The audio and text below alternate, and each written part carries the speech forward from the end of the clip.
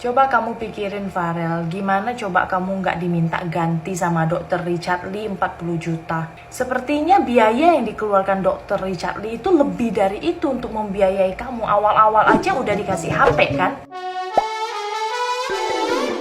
Hola netizen yang tercinta, beberapa hari lalu kabar tidak mengenakan datang dari tiktoker Farel Aditya yang memutuskan untuk berhenti sekolah setelah seluruh biaya hidupnya ditanggung oleh Dr. Richard Lee. Padahal Farel baru sekitar 4 hari bersekolah. Hal tersebut membuat Dr. Richard kecewa dengan keputusan Farel yang secara tiba-tiba. Dr. Richard mengungkapkan bahwa Farel Aditya sudah tidak dianggap olehnya sebagai adik angkat. Beberapa minggu lalu Dr. Richard mengangkat tiktoker Farel Aditya sebagai adik karena kisah harunya yang ia ceritakan di TikTok. Hal tersebut menyentuh hati Dr. Richard yang ternyata langsung tanpa berpikir panjang ingin membiayai kehidupan Farel dengan neneknya, bahkan pendidikan sampai kuliah kedokteran. Namun tidak semulus yang ia kira. Farel malah memutuskan untuk berhenti sekolah. Padahal Dr. Richard mengaku telah melunasi biaya sekolahnya senilai 16 juta rupiah. Tidak hanya itu, ia juga baru memberikan uang saku kepada Farel dan neneknya senilai 5 juta rupiah, melunasi semua utangnya dan memfasilitasi sekolahnya dengan laptop baru, iPhone baru, motor, dan kos dengan dilengkapi AC. Dr. Richard mengaku sangat kecewa perihal keputusan Farel yang berani berhenti sekolah dan kabur pulang ke Medan. Padahal Farel sempat membuat konten bersama teman-teman barunya di SMA Saverius 1 Palembang dengan bahagia. Dr. Richard mengungkapkan bahwa ia ingin meluruskan kesalahpahaman dan fitnah yang terjadi di sosial media dengan membawa Farel ke Jakarta sebelum pulang ke Medan. Namun Farel ternyata telah kabur pulang ke Medan dahulu dan tiket pesawat pun hangus. Sempat berpikir untuk membuat Farel dapat kembali sekolah, Dr. Richard meminta Farel untuk mengembalikan uang 47 juta rupiah yang menjadi total dikeluarkan untuk Farel selama ini. Namun keputusan Farel tidak bisa digugat dan Dr. Richard mengaku ikhlas dengan semua biaya yang telah dikeluarkan untuk Farel. Nah, gimana nih menurut netizen yang terhormat? Silahkan berkomentar ya. Jadi menanggapi Farel Aditya ya dan Dr. Richard Lee, di mana Farel Aditya mau keluar dari tempatnya Dr. Richard Lee yang sudah menolong dia dan menyekolahkan dia, kan gitu. Entah alasannya apa masih dirahasiakan oleh dia. Yang jelas dia bilang ini bukan settingan dan Farel punya chattingan-chattingan gitu loh. Entah chattingan apa dengan dia dengan Dr. Richard Lee yang membuat Farel ingin keluar dari tempatnya Dr. Richard Lee tersebut yang bagi publik sudah menolong dia. Dan Dr. Richard Lee bilang kalau Farel keluar dari tempat dia maka Farel harus bayar sebesar 40 juta gitu loh, kata Dr. Richard Lee ini. Nah, dalam pandangan saya, kita sebagai netizen tidak boleh menyalahkan Farel juga gitu loh. Kita harus tahu dulu alasan Farel mau keluar dari tempat Dr. Richard Lee itu apa. Kita harus dari hati ke hati gitu loh. Kita harus dengarkan curhatan Farel juga. Kita tidak boleh mendewakan Dr. Richard Lee. Dr. Richard Lee pasti benar. Dr. Richard Lee pasti baik. Dr. Richard Lee sudah membantu. Tidak boleh seperti itu juga. Kita harus dengarkan Farel dari hati ke hati, apa alasan Farel mau keluar dari rumah tersebut gitu loh. Karena di dalam rumah tersebut kita tidak tahu hubungan mereka berdua gitu loh. Kita hanya melihat apa yang ditampilkan di media. Kita tidak tahu di belakang layar ada apa, kan gitu. Misalnya begini contoh, ada satu keluarga di kota, ada satu keluarga di desa. Nah, keluarga di kota ini bilang ke keluarga di desa tersebut, kalau anakmu kerja di kota, tinggal saja di rumah kami dan akan kami anggap sebagai keluarga gitu. Dan akhirnya benar, keluarga yang di desa ini anaknya kerja di kota, kemudian dikasih tinggallah di rumah orang yang di kota ini, menetap di sana, di rumah itu, diajak di sana. Hari pertama, hari kedua biasa-biasa saja, benar-benar disambut seperti keluarga. Namun berselang setelah 1 minggu 2 minggu, anak tersebut serasa seperti pembantu gitu loh. Disuruh ini, disuruh itu, disuruh ngepel ini, disuruh nyari apa gitu loh. Serasa jadi pembantu gitu loh. Jadi anak itu tidak betah. Jadi kita harus tanya dulu kenapa anak itu tidak betah. Kalau orang tuanya tahu anaknya diperlakukan seperti itu, tentu orang tuanya nyuruh anaknya kos saja, kan gitu. Jadi seperti itu, kita tidak boleh selalu menganggap Dr. Richard Lee benar dan Farel salah gitu. Kita harus dengar dulu apa alasan Farel mau keluar gitu lah. Ya, karena kita hanya tahu apa yang di depan layar, tidak tahu yang terjadi sebenarnya di belakang layar. Itu aja. Itu pandangan saya. Itu aja. Terima kasih. Entahlah sekarang lah banyak follower.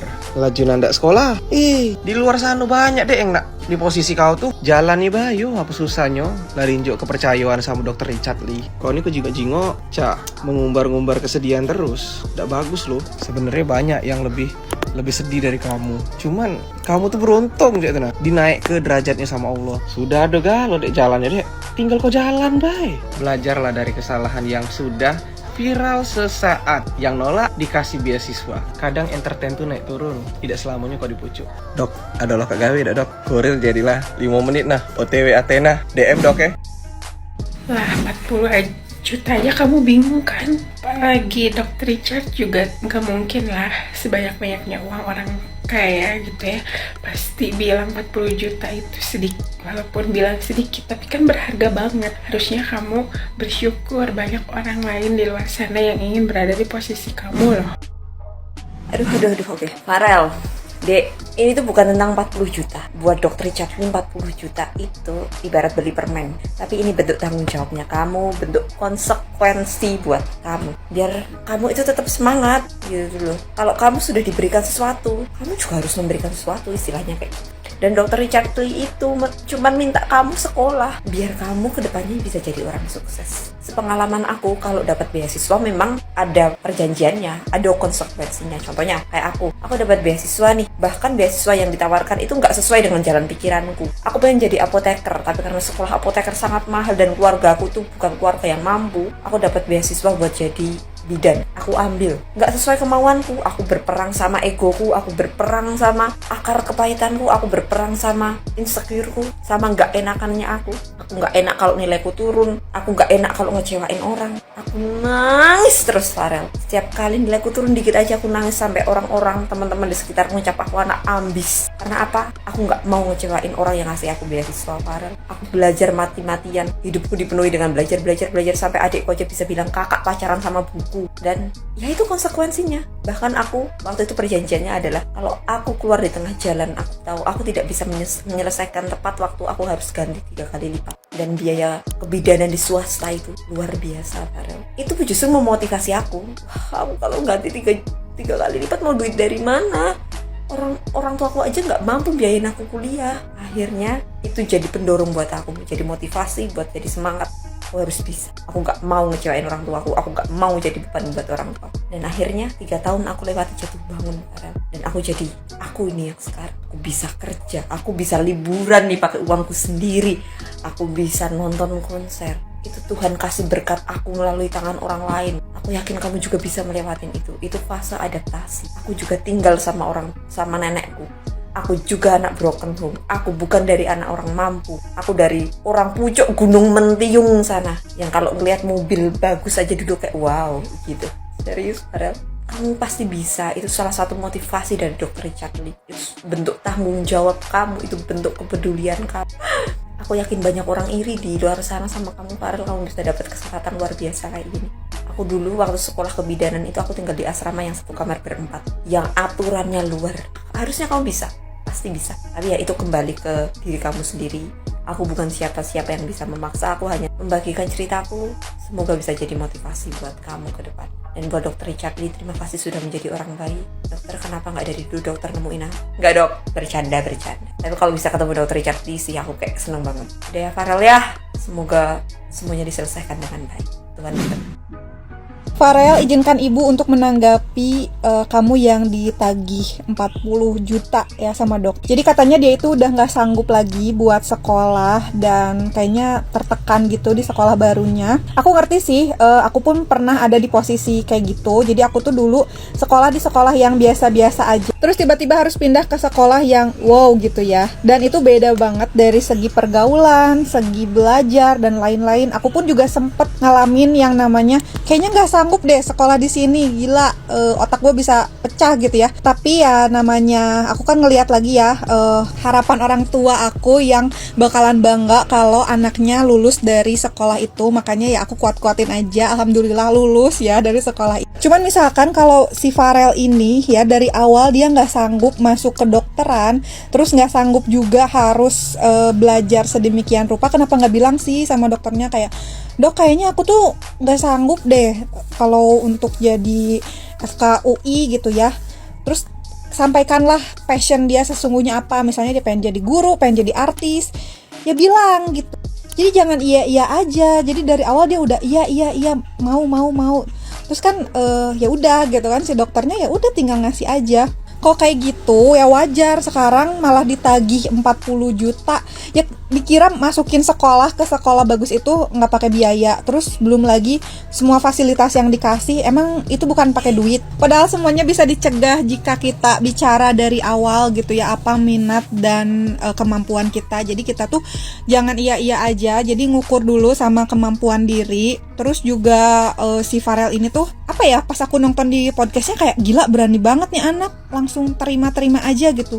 Mungkin karena dia juga pengen lebih viral lagi, makanya dia iyain aja. Kayaknya aku lebih respect sama si Alif Cepmek. Dulu dia lagi viralnya ditawarin buat sekolah, dia nolak karena katanya dia tuh tulang punggung dan emang harus kerja. Jadi untuk sekolah saat ini tuh belum bisa. Aku kayaknya lebih respect ke dia deh, karena dia itu jujur gitu sama keinginan. Tapi lagi-lagi kita nggak tahu sih apa yang dialami Farel ini. Jadi ya semangat aja, semoga ada jalan terbaik. Oke?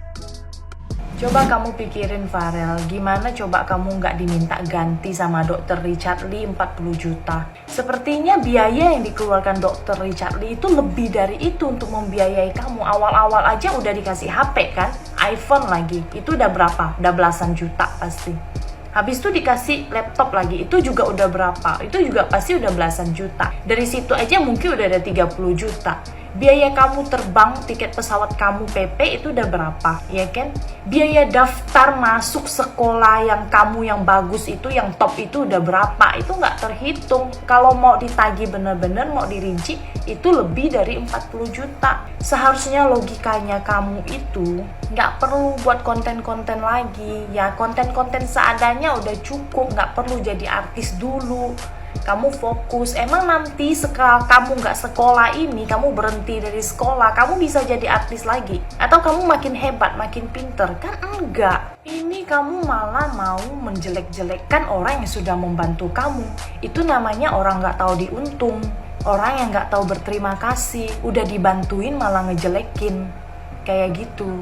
Harusnya kamu itu sebagai tanda ucapan terima kasih ke Dr. Richard Lee, kamu itu usaha mati-matian, belajar mati-matian supaya bisa dapat prestasi. Kamu bilang aku mental breakdown. Mental apa? Mental apa yang harus kamu dapetin lagi dari kamu yang sudah seperti ini sekarang? Ya kamu nggak mau ya kamu harus berjuang, bukan menyerah. Selalu bilang kamu nggak tahu apa yang aku rasain. Siapa yang nggak bakal rasain posisi kamu yang pasti kesepian misalnya? Ya kalau nggak mau diatur dari awal udah bilang nggak mau.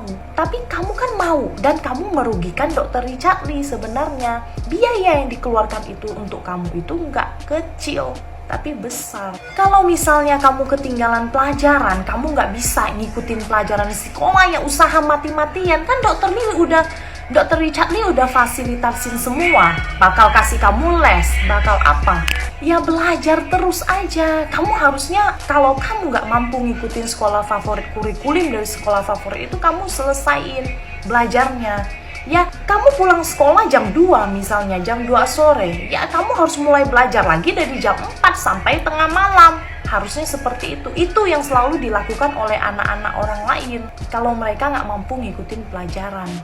Selalu, bahkan hidup mereka hanya untuk belajar dan belajar dari pagi sampai malam.